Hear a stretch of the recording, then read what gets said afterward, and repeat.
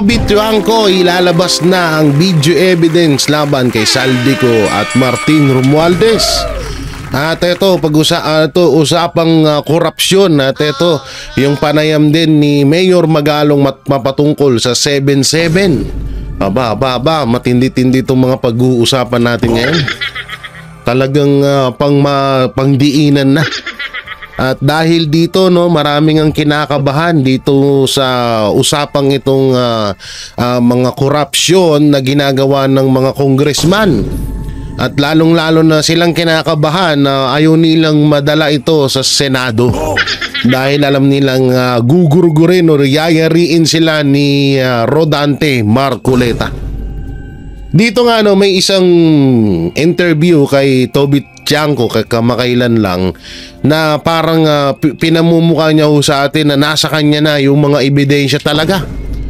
Na itong si Saldico at Martin Romualdez talaga ang pasimuno ng korupsyon, lalong-lalo na sa mga flood control. Aba nako! So grabe dito, no? Grabe itong mga pag-uusapan natin. At syempre, bago lahat, dito muna ho tayo. Syempre, pag korupsyon, usapang pondo yan.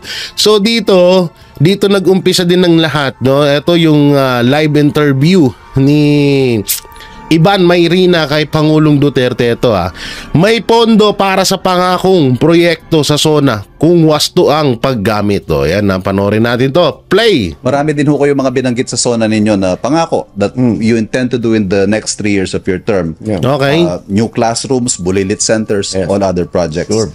Tanong po ng tao, Mr. President, may pera pa po ba ang Pilipinas para tustusan lahat ito? Meron pa po ba? Meron. Meron. Basta't yung pera ng Pilipinas ay ginagamit sa tamang paraan. Aba? Yung perang nakalaan para sa para sa classroom, ginamit talaga sa classroom. Aba? Hindi nakalagay dun 2 classroom, ginawa lang 1 classroom. Diba, alam na alam yung natira.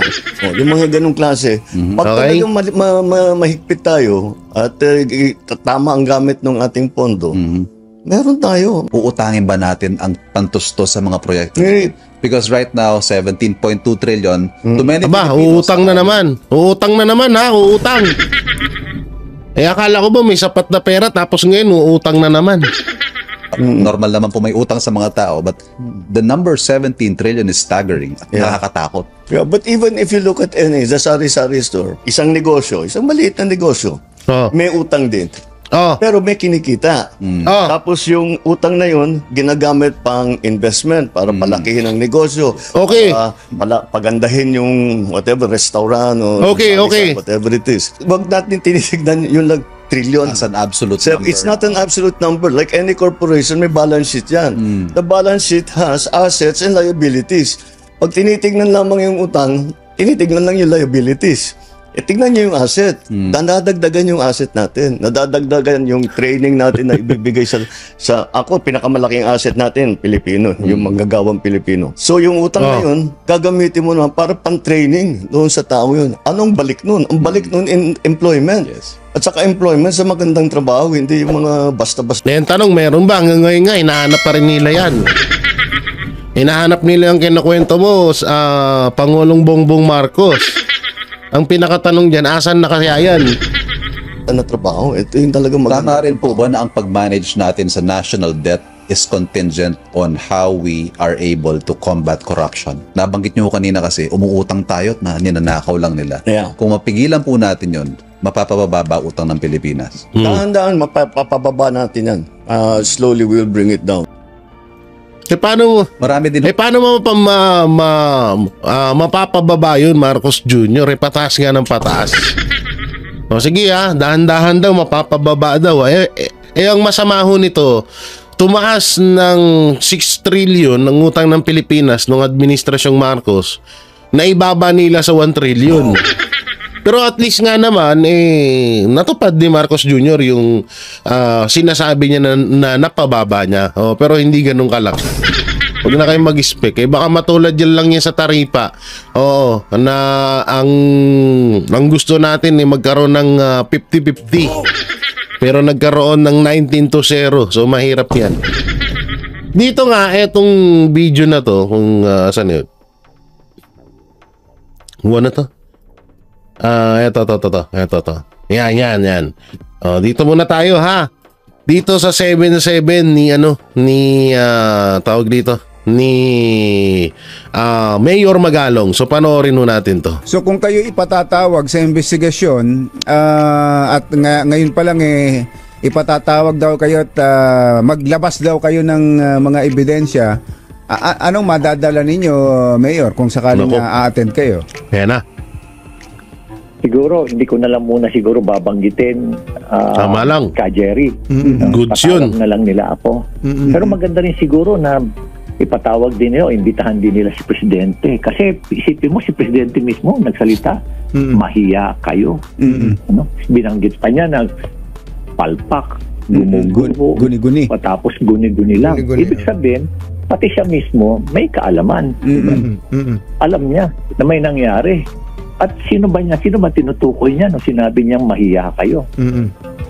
Sino po ba? Eh, sino yung mga kaharap niya? Yung naman lahat. Po, at saka si Ka Jerry. Magandang umaga, Katonying at Ka Jerry. Magandang umaga po sa ating mga listeners. Opo, Mayor, magkano po ba talaga o ilang percent po pa talaga ang kickback ng mga tulisang congressman at senador for that matter Naku. sa mga infra projects including flood control projects? Ilan? Well, depende yan sa kung gaano gahaman yung mga congressman mambabatas. Hindi ko naman sinasabi na lahat sila kasi maraming matitino dyan. Opo. In fact, yung mga impormasyon na natatanggap ko, galing din sa mga matitino. No? But anyway, ang lumalabas yan, mga 25 to 40%. 25 to Pero 40%. yung mga 40%. 25 to 40%. Dyan talagang sobrang. Ba, ano yun ha? Hindi biro yun. Ang laki nun. 25 to 40% ang nakikickback ng mga kontraktor ng mga congressman. Malaki-laki yun. Hindi ho biro yun. Kaya pala ang dami nang naka-Rolex sa kanila. Yung iba nga naka-Hermes pa. Oo. Sobrang kasapangan na talagang 40%. At yung iba pa dyan, magugulat ka na meron pa pala silang mga project list. Na kailangan yung mga kontraktor na gustong magkaroon ng access doon sa project list nila, kailangan magbayad sila ng 2 million. Grabe. Non-refundable yun, no? Non-refundable. Yung access lang sa project list, bayad agad 2 million, non-refundable sa kontraktor. Oba, intindi, no? Yes, so refundable siya. Kaya makina makakuha ka man o hindi, bayad ka pa rin. Oo. Dyan ho ba sa lugar ninyo, Mayor, bumabaha din dyan, di ba? Nasa gitna La dyan? Trinidad. Hindi, doon sa yung may lawa, may tubig. City Cup. Oo, di ba bumabaha din ho dyan? Kayo ba hindi man lang natapunan ng pondo para sa flood control? Wala. Against sa Marcos eh. Lalo kay Martin Romualdez, hindi talaga siya maambunan dyan. Kaming flood control. Pero kasi hindi na rin nababaha yung gumawa kami ng paraan. Pero nag-request kami ng 400 million pesos para doon sa to cover the master plan. Pero hindi naman na-approval ng DPWH. At yung dati naman naming iba naman yung priority kasi nung dati naming congressman. Oo. Hindi ho congressman, di ba? Dapat sila may power of the purse. Sila dapat magmalasakit sa lugar ninyo na binabaha. Naman sila kasi iba naman yung priorities kasi nila kasi ang priority nila yung pansarili nila, hindi yun lang. Ganyan naman kasi maraming ganyan kasi na mga Oo, kabatas. totoo yan. Nila yung kanilang bulsa kaysa yung priority nila yung tingnan yung kapakanan ng kanilang mga constituent. Pero Mayor, parang naiba po ang kwento dahil mag-iimbestiga po ang Kongreso at ipapatawag daw po kayo. Nabalitaan niyo na ba iyon? Oo, nabalitaan ko kahapon, may pinadala sa akin. Kaya sila yung mag-iimbestiga. Siguro kung maniniwala ako kung yung mga matitino ang mag-iimbestiga. Pero kung yung mga pasimuno dyan at yung mga... So ibig sabihin, Mayor Magalong, hindi matino ang Tuwadcom. Ang Tuwadcom 2.0. Yan, kabilang dyan si Abante, si JJ Suarez, si Luistro, sino pa ba yung iba? Yan yung mga kabilang dyan. So, hindi ba matitino yun? Sila rin yung mga kasabwat kumbaga parang criminal din na sinabi mo, ikaw na mag-imbestiga doon sa krimen mo. Oo. Meron Tama ba nga tayong naman. makukuhang ebidensya sa ganyan, Mayor? Sa proponent lang, sa pagiging proponent lang ng isang project, hindi na lumulutang yung pangalan nila kapag natapos na yung budget law sa GAA. Totoo yan, Ka Jerry, Ka Tony. Mahirap talaga kasi ako dati ako CIDG at nag-imbestiga ako nung NIA, nung inutusan ako ni Presidente na Pinoy, na imbestigan mismo to lead investigation together with the NBI group.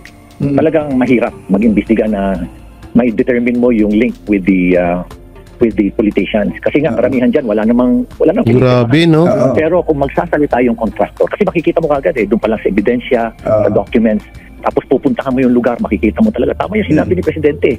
Yung iba palpak, yung iba guni-guni lang, yung iba gumuhuna. Yung NIA project yun, nakita namin talaga yun. Pero mismo, yung mga contractor, nagsasabi na ito yung binigay nilang porsyento doon sa, kasi yung may-ari yung Port Barrel. Ito yung binigay namin. Pero are they willing to testify? Ay, takot sila mag-testify, baka patayin daw sila. Totoo po yun. Alam niyo po, napakahirap yata nito eh. Kanina pa ho hindi lang kanina, no, isang araw pa pinag-uusapan namin ni Jerry, na pagka natapos yung investigasyon na to, malamang ang kulong yung DPWH official o employee at saka contractor. Pero yung congressman, walang yun, nakapamewang lang yun. At wala po meron ba naman acknowledgement receipt yan? Magpapa-issue ba ng cheque yan sa tongpats nila o sa kotong nila o sa SOP nila? Wala naman ganun, congressman Mayor paano po mapapatunayan yon? Kasi ang mangyayari po dyan, in fairness naman, sa binabanggit yung matitino, na-generalize po parang sweeping po, na pagka congressman may kickback dun po sa project. Tama ka, no? Tama ka, Katunying. Mahirap.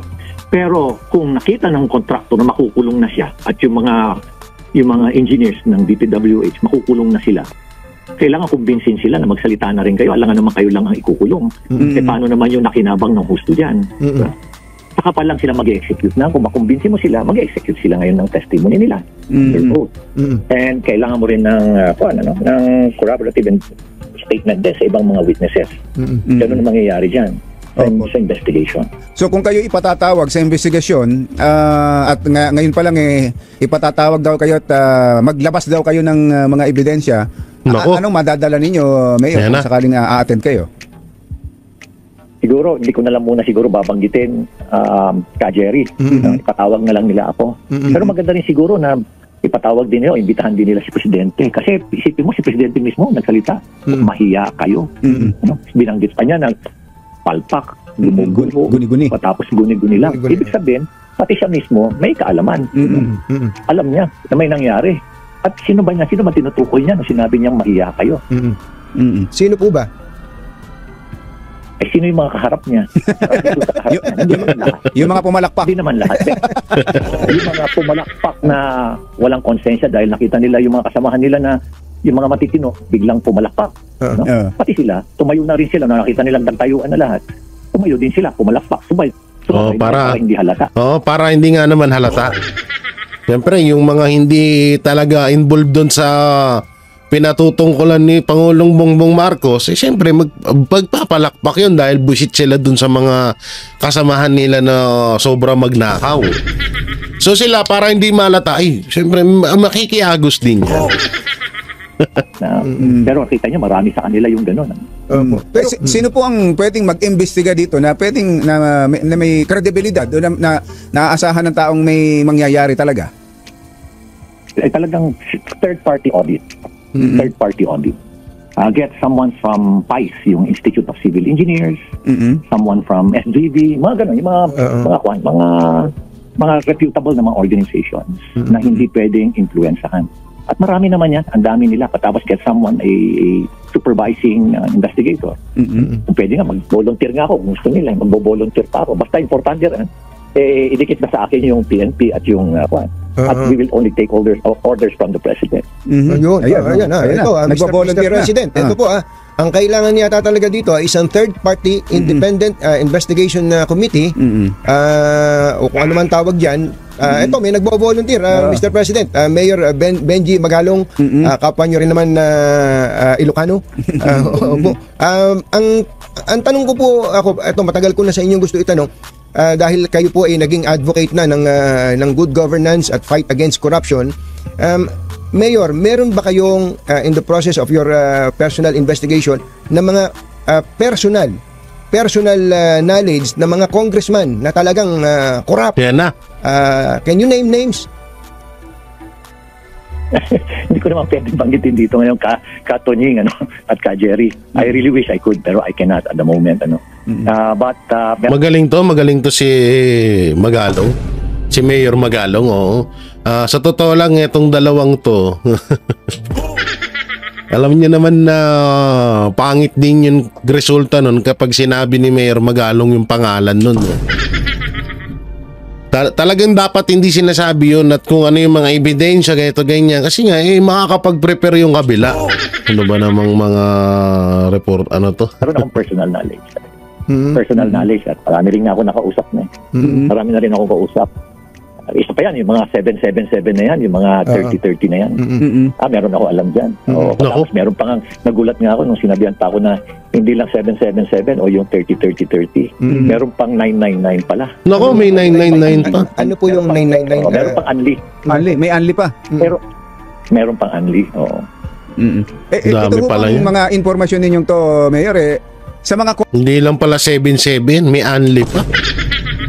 Kaya pala ang taas na ng utang natin. May unlimited sana all, no? Hindi, alam nyo sa totoo lang, pag-usapang karangyaan, talagang napaka number 1 po ng mga congressman sa pagdating sa yaman. No, grabe. Talagang, alam mo yun, makaupo ka lang ng isang termino. Hindi ko nilalahat ng mga congressman. Marami naman tayong mga okay na congressman dyan.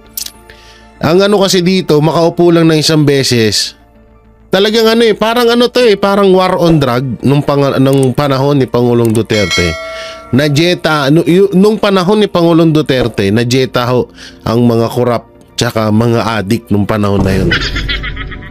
Hindi nila nagagawa yung mga nagagawa nila noon nung panahon ni Pangulong Duterte. Kaso nung panahon na ni Bongbong Marcos, gawa ng wala ngang pakialam si Bongbong Marcos diyan sa mga kupitero na nandiyan sa laylayan niya, nandiyan sa kanyang ibaba, sa kanyang nasasakupan, talagang bumawi ng gusto. Pustahan tayo lahat ng congressman ngayon na mga kaalyado, lalo na yung mga kaalyado ng administrasyong Marcos, talagang busog-busog talaga. Oo, busog-lusog talaga. Ang siguro yung pera niyan sa mga bangko, sa mga bahay nila talagang tambak. Oo, dahil talagang lalo ngayon yung grupo-grupo diyan na talagang tumutuligsa sa mga Duterte. Naku po, puno ang bulsa niyang mga yan. Pustahan pa tayo. congressman lang, sa senador, ang mga senador ba walang involvement sa ganyang kalokohan o pamumurisyento sa mga projects? Hindi ko gaanong admittedly hindi ko gaanong kumbaga hagip yung sa Senate. Hindi ko gaanong hagip. Most sa House of Representatives. Kasi marami doon So sa puro kanilang congressman lang pala. na talagang na rin, disgruntled na rin. Sabi nga nila, kakaiba ang level ng corruption na nangyayari dito. Sa ilan ba ngayon? 300 plus congressmen, mga ilang porsyento niyan Kong, ang sa tingin niyo Tumatanggap ng kickback. Nangingikback. Basta ang sabi sa akin, marami. Mas marami, majority. Mas marami, oo. Mas marami ang Kasi tinatanong ko sila sabi nila, Mayor, pasensya ka na, hindi kami kaya maging open dahil alam mo naman, pag-iinitan din kami. At mawawalan din kami ng suporta, kailangan din namin mag-deliver sa aming constituents. So dala ng pangangailangan. meron kasi hindi naman para maghanap tayo ng lesser evil dito. Meron po kasi mayor na yung bang tumatanggap pero hindi nagtatara, hindi nag-i-impose. Ano po? Yan. Pwede rin yun. Oo. Kung baga, tinatanggap na lang kung ano yung kalakaran. Oo, parang gano'n. Hinahayaan na lang. Tapos merong mga radio message yan may mga text messages yan Pagka bigayan na. Nako. Ibig sabihin, let us say, yung release na ng kanilang mga Yun na, narinig nyo yan may video at text message. Ano po? Totoo yan. Oo. Kumbaga, tinatanggap na lang kung ano yung kalakaran. Oo, parang gano'n. Yes, so. Tapos merong mga radio message yan may mga text messages yan nakuha yan na. Pagkakuha na, bigayan na. Oo. Ibig sabihin, let us say, yung release na ng kanilang mga pork barrel, yung mga yung mga AX, AKAP. Meron silang meron text message yan na pinapadala sa kanila. Na pwede. Delikado pala kayo dito, mga buhaya. May paglalagyan kayo dito, may mga ebidensya pala. Na nilang puntahan o pwede na nilang lakarin yung kanilang mga ganun, mga pork barrel. Mukhang meron kayong ano tawag doon, yung signal jammer, Mayor. Nare-receive nyo rin ba yung mga text na yun? Nakaka-receive kayo ng text? Pinapadala lang sa akin. Pinapadala sa inyo. Nako, Mayor, alam po namin na hindi madali. I'm sure may mga death threats na rin kayo natatanggap because of your advocacy na to, Mayor. Before the election, kumbaga before the election, merong isang former secretary na tinext niya ako na mag-ingat kayo, sir. Sabi niya, mukhang positive yung threat. So I referred it to the Philippine National Police. That was February 9. And then when I referred it to the Philippine National Police, yan ang mahirap dyan. natanggap ako ng text message na sir, we have elevated your threat level to high. Ginanon ako. Pero hanggang ngayon, di pa nila dina-downgrade. Yan ang mahirap dyan, yung mga Mayor, so attend po kayo. Yan ang mahirap dyan, yung mga tawag dito, yung mga death threat na. Malamang yun sa malamang kasi katulad nung sinabi nung ibang congressman nga, ayaw nila magsalita kasi baka sila yung pag-initan. So buti na lang ito, si Mayor Magalong ay may ganyang kalaking bayag na talagang hindi siya natatakot na ilahad ito. At dito nga sa isang video na to, katulad nito, hindi yan, nakakasawa na mukha niya. Nasaan yun? Nasaan na yun? Hindi ko na makita. Saan ko ba nilagay yun? Dito. Oy. Saan ko nilagay yun? Yung video na yun. No, hindi ko na makita. Saan ko na nilagay? Mukhang... Saan ko na nilagay yun, ha? Hindi ko na makita, Nawala pa nga ata. So hanapin natin ito. Andito yun sa ating Ito.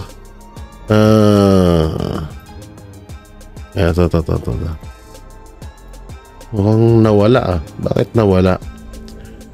Nilagay pa natin dito, Ito na lang, palitan na lang natin to. In-edit ko pa yun, Oo, in-edit pa yun, tapos biglang nawala. Ayun nga, ito nga. Ito pala yun, oo. Ito. Katulad lang ho nito, buti ito rin isa. Si Toby Tiangco na inilahad niya yung patungkol sa nakawan dyan sa Congress. At ito rin, may hawak din tong ebidensya. Mas maganda nga talaga makita natin yung mga ebidensya na yan at mapatawag na tong dalawang to para malaman nun natin kung sino yung mga kailangan panagutin ng mga congressman. So ito, play! Said these amendments are not discussed in open plenary sessions but instead in closed-door meetings. Yan dami nagkaalat Doon sa budget na Yan na. pinaka-importanteng batas, baligtad ang nangyayari. Ano? So magkakaroon ng committee amendments, tapos ng committee amendments, magmo-motion ang majority to discuss the individual amendments, but they will move to create a small committee of 4 persons. Chairman ng Committee on Appropriations. That was Zaldico? Yes. Senior Vice Chairman ng Committee on Appropriations, Majority Leader, and Minority Leader. Then we will approve on second reading, but giving them authority to accept the individual amendments and to decide on the individual amendments. Paano nangyari yun? So, ibig sabihin, in-approve namin itong version na to, tapos yung small committee, binigyan namin ng kapangyarihan na baguhin kung ano man yung in-approve namin, at yun na ang magiging final version. Tiangco believes President Marcos was referring to lawmakers when he said those behind alleged flood control corruption those behind corruption in the flood control projects should be ashamed. Iuna sinabi niya doon is mahiya naman kayo. Ang sinasabihan niya yun kami. Congress ang sinasabihan niya noon. Parang hindi kami nahiya. kasi kami sinabihan na mahiya kami pa yung mag-iimbestiga ngayon. Saklap, no? Nangyayari yun. Okay, so ang sabi ko, kung yung masaklap seryoso kayo, okay, to show good faith, ang first step, ilabas nila yung amendments ng small committee noong 2025 budget. Ayaw nila ilabas yan. Oo. Wala, lokohan lang to. Yung iba, sinisisi si Presidente, not knowing na up to July 29, meron pa siyang hindi rini-release na insertions of about 83 to 84 billion. Yan hindi alam ng tao, di ba? Kasi ang nangyayari nung una, galit sila sa House, tapos galit sa Kongreso dahil doon sa nangyari. Civil society groups making a last-ditch attempt to convince senators not to dismiss the impeachment case of Vice President Sara Duterte following the Supreme Court ruling favoring the accused. Johnson Manabat on the line now to give us the latest situation at the Senate. Johnson, what's happening? Hi, Carmina. Good afternoon. Different civil society organizations converge outside the Philippine Senate hearing process today as we expect lawmakers to debate later this afternoon and to vote whether to dismiss or not the impeachment complaint against Vice President Sara Duterte. An estimated hundreds or thousands of people from different progressive groups led by Tindig Pilipinas are calling on senators to proceed with impeachment trial against the Vice President. Tindig Pilipinas co-convener Kiko Aquino said they believe that the impeachment trial should proceed immediately, as stated in the Constitution. Protesters are occupying about 2 lanes of the J.W. Jokno Boulevard while members of the Philippine National Police are securing the perimeter of the Senate building. Aquino told ABS-CBN News, originally their program will only last until 12 noon and other groups... Mali ata yung nalagay ko na yung kay Tiangco. Hanapin natin saglit lang na yung full niya. Full video niya mapatungkol dito sa na to. Dito sa mga salaysay niya. Mapatungkol sa nakawan sa nangyayari sa Congress. Mukhang mali yung na play natin kasi dalawang video ito. Baka baka mali yung nalagay natin. Tingnan natin, ha.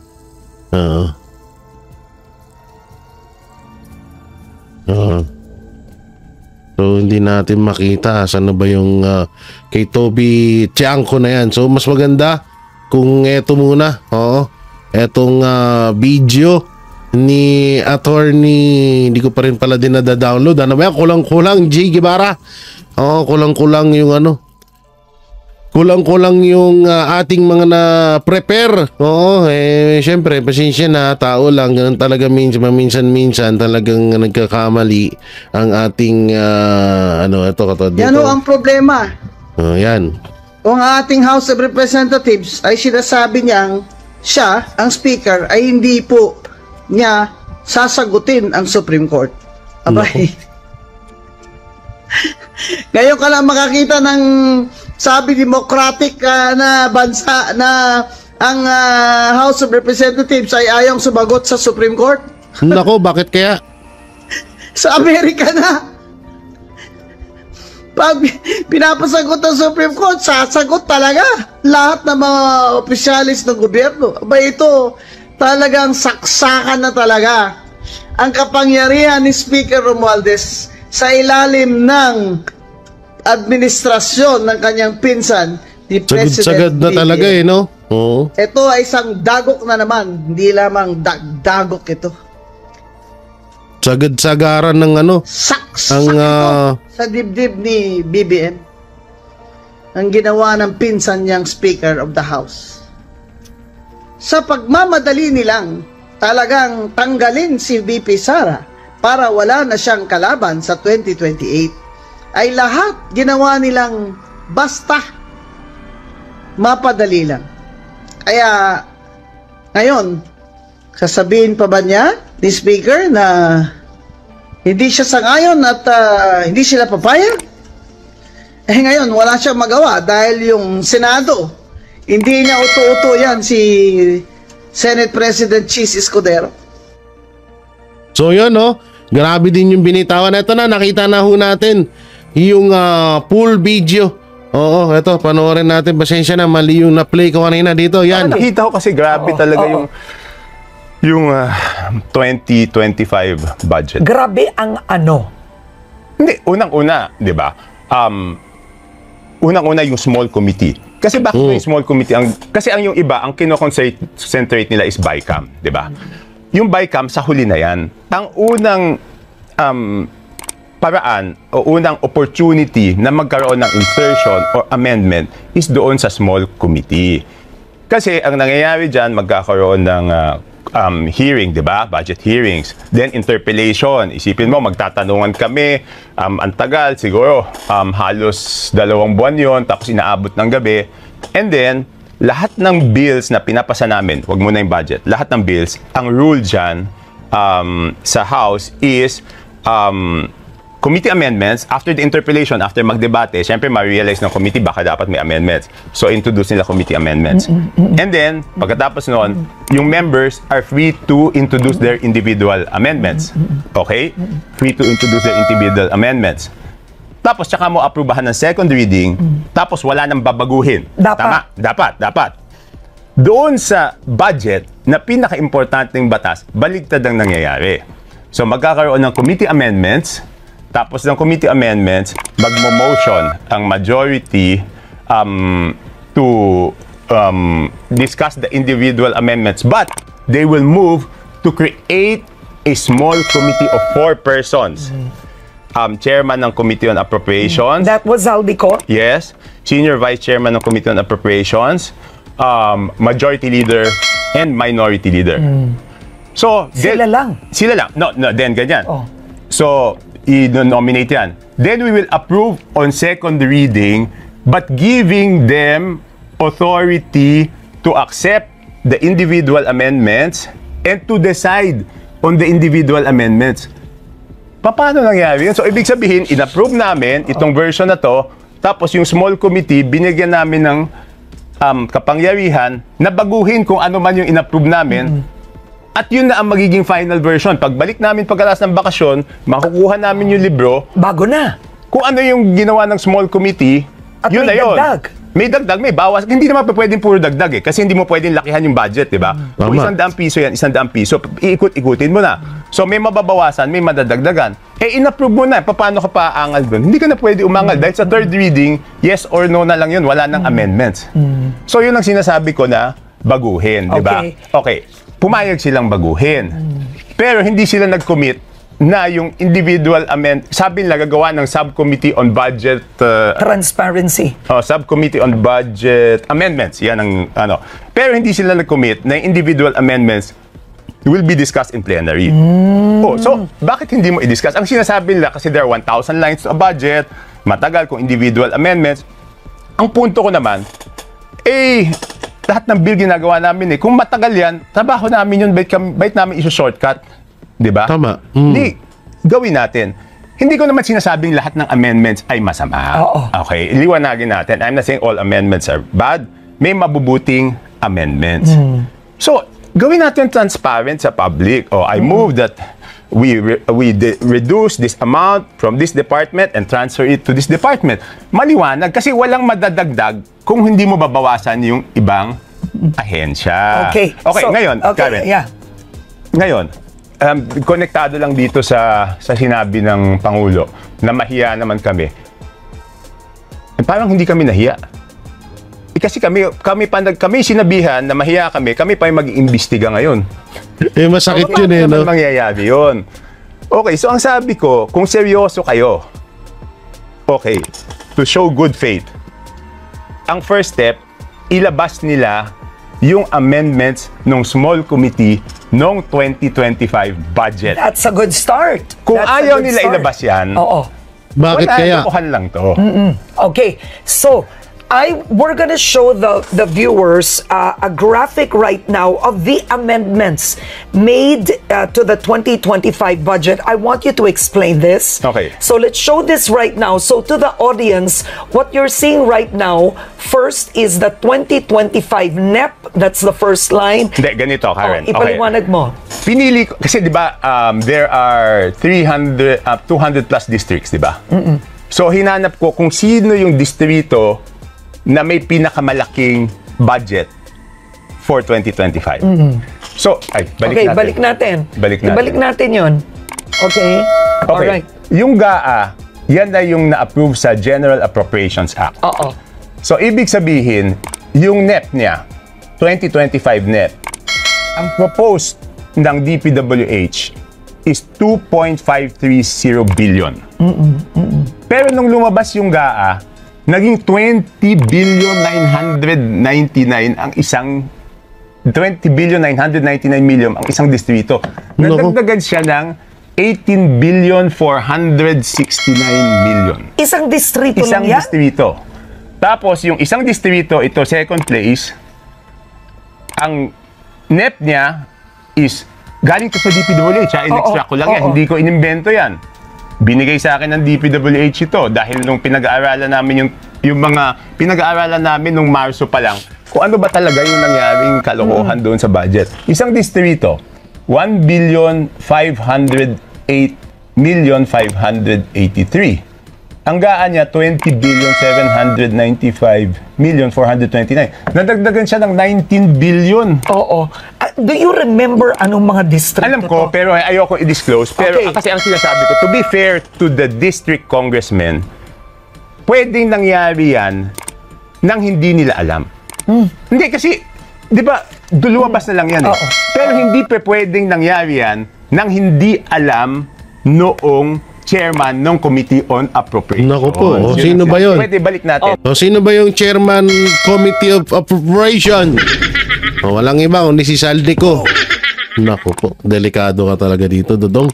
Paktay ka dito. Ito mas kung bakit yung small committee. Okay. So balik tayo, ang total additional is 18,469,000,000, diba? That's one district sa viewers natin. Pero ang na-district sa BICAM, ang nasa BICAM is 5,272,000,000 na naka-FLR. Ibig sabihin, hindi release ni Presidente. So you have to give him credit, di ba? Hindi niya ni-release yung 5.2 billion. Yung nag-additional na 19 billion. 13. Hindi, yung 13, ang tanong ko, kung ang BICAM is 5.2 billion, ibig sabihin ba sa small committee ba? Ayaw nila ilabas, di ba? Paano na? Kasi doon sa BICAM records, 5.2 billion lang. So, saan nanggaling yung 13? Laking pera, sa no? small committee ba? Ang laki ng pera niya, no? Pero yung yan, total. Small committee, ito yung pinapatanggal na sana wag na daw magkaroon ng small committee na yan, no? Itong nandyan sa ano na yan, yung nandyan sa gilid. Ang laking pera ng Pilipinas, no? Okay, question yan. Yung isa naman, ang additional 19,286,846, ang total BICAM is 4,970,179. Hindi rin release ni Presidente yan. So I'm saying, alam ko, nagalit siya kasi hindi nga niya pinapa-release yung mga yan. Ilan magkano ang hindi na-release ng Presidente? Up to July 29, mga 84 billion. Okay, 84 billion. Yeah. So the President didn't release the funds because he is doubtful, suspicious? Hindi, pag-aralan mabuti. Tsaka doubtful. Kasi ang nakakapagtaka doon, yung iba, congressman ka, di ba? Hihingi ka ng project, dadali mo sa distrito mo.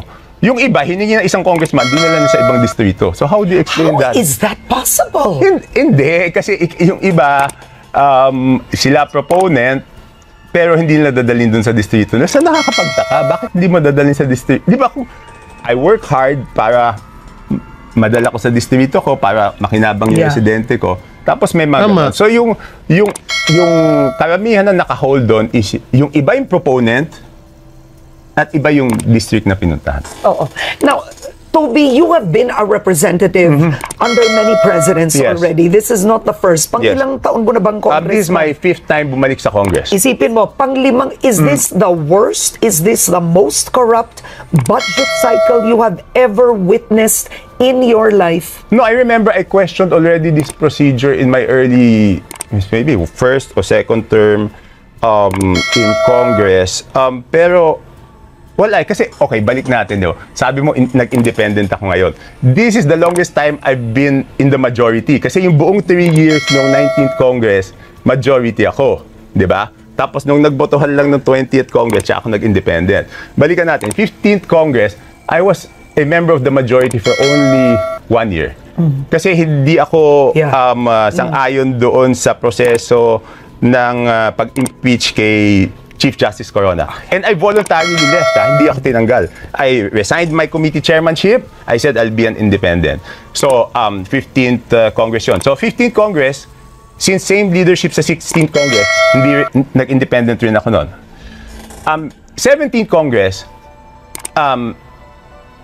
I was for Binay, natalo si Binay, I was being offered to join the majority. Out of delikadesa, natalo yung presidente ko. I will take the consequence. Okay. Hindi ako sumama kay Duterte. No? And bear in mind, Pinoy and Duterte in those times were very, very, very popular. So I will not go with what is popular. I will go with what is right. Okay. Now, so my question is, how different is this budget, the way it was crafted, compared to everything you've witnessed in the past? Hindi, doon talaga yung problema eh. Yeah, but are the figures scandalous now?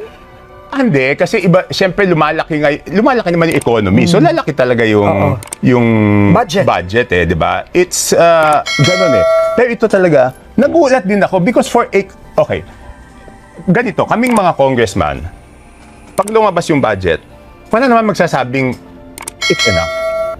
Di ba parang sa bahay yan eh, di ba? May budget, hindi enough pagkakasya.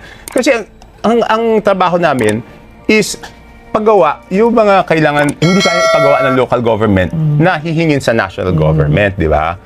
Pag hindi naman namin ginawa yun, nagkulang naman kami kasi kami naman sisingilin. O sabihin eh, tagal mo na dyan, wala kang napapagawa. Di ba? Ganon. So, pero, yung makapagdagdag ka nito, ngayon lang ako nakita. Ngayon lang ako nakita na makapagdagdag ka yan. Kasi lahat kami magre-request, ang hirap makapagdagdag siguro ng 1 billion o 1.5 billion. Para sa proyekto. Merong nakakapagdagdag na 1.5 billion. Siyempre, yung mga malalapit sa speaker, mas malaki doon. Pero ito, grabe ito. Oo. Pero yung kaming mga... Pag malalapit, ibig sabihin, pag malapit ka lang, may makakalapit ka kagad. Parang ang sarap lumapit kay speaker. Alam niyo, parang gusto ko rin lumapit. Ordinary congressman, hindi naman makakapagdagdag doon. Di ba katulad, let's be very open, I'm perceived to be close. Di ba? Because you are a relative in a way. By affinity. By affinity. Yes. Hindi ako nakaka-request ng additional na 1 billion.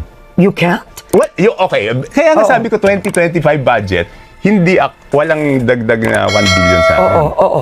So paano to? Itong mga distritong ito na itinuro mo, ang mga dagdag 18 billion, 19 billion. From the NEP, From the NEP. Oo, from the NEP. So, do you want wag na lang NEP ang basihan? Gaan na lang. Ano yung tamang basihan? No, because this is the additional eh. Yeah. The NEP is the budget of the president. This is based doon sa proposal ng DPWH. Ito ang para sa distrito. Grabe pera yan, no? So, paano nangyari yun? Siguro, para sa transparency, kaya nga tanong natin yung small committee. Saan ba yan? Sa small committee ba yan? O sa BICAM ba nadagdag? O saan? Okay. Now, Representative Tiangco, were you not a part of the Appropriations Committee at one point? I was vice chairman. Ang dinipensahan ko doon is... Kasi baka mapulaan ka. Okay lang. Sabihin nila, bakit di mo... I was not a member of the BICAM. Okay. I was never a member of the BICAM. I was not a member of the small committee. Ang dinipensahan ko doon, the last budget, for 3 budgets, ang dinipensahan ko doon is DSUD. And I think Office of the President. And this last budget, they let me defend agriculture. Okay. So, in other words, you had no say in effect. You had no say. Now, why would the President allow the Speaker, allow Appropriations Chair Zaldico to murder the budget? Did he allow or didn't we remove? Okay, yeah, buti you brought that up. He's not getting, syempre sabihin, separation of powers, di ba? Bakit namin tinanggal si Zaldico? Bakit? Hindi, bakit? You read between the lines. Galit yung presidente dun sa nangyari sa budget. Simple, di ba? Bakit namin tatanggalin? alam namin galit siya doon sa nangyari sa budget. Kaya tinanggal. Now, ito tanong to ng pangkaraniwang tao. Can the president rein in on the speaker? Karen, it's a difficult... I mean, sometimes I text the president some unsolicited suggestions, but the speakership is one thing. It's so sensitive kasi baka pag hinalaan ako na interesado lang ako sa posisyon ng speaker. So it's one thing na hindi ko siya makausap directly.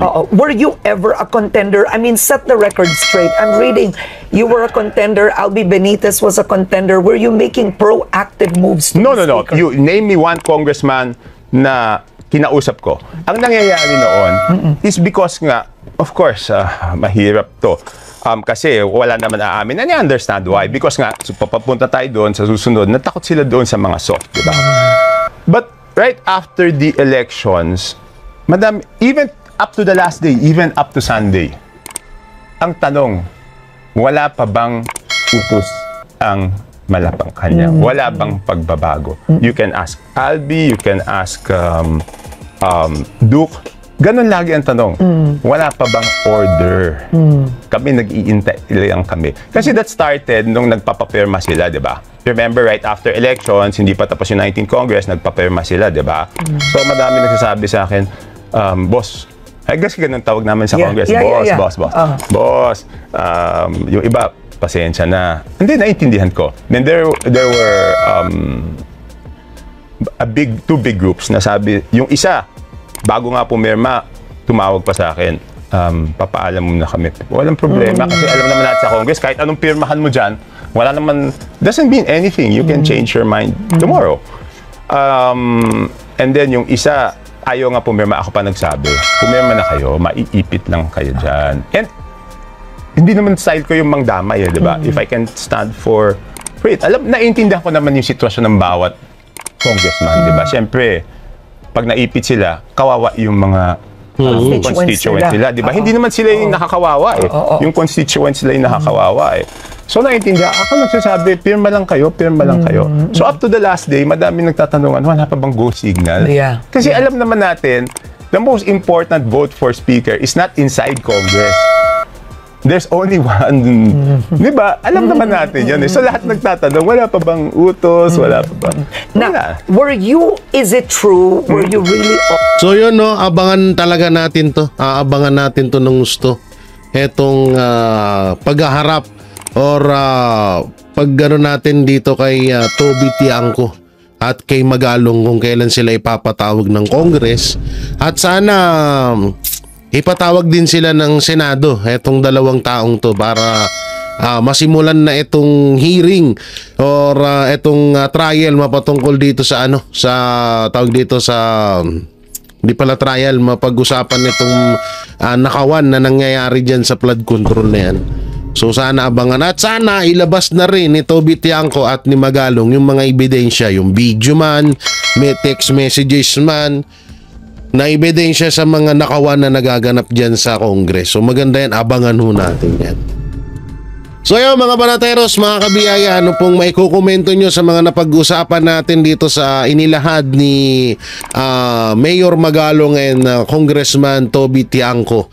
So i-comment nyo lang po dyan sa baba. At syempre, don't forget to like, share, comment and subscribe sa ating YouTube channel. Paipindot na lang din po yung bell button para lagi kayong updated sa ating mga video araw-araw. So maraming salamat. Ingat po kayo palagi. God bless and peace and bye-bye.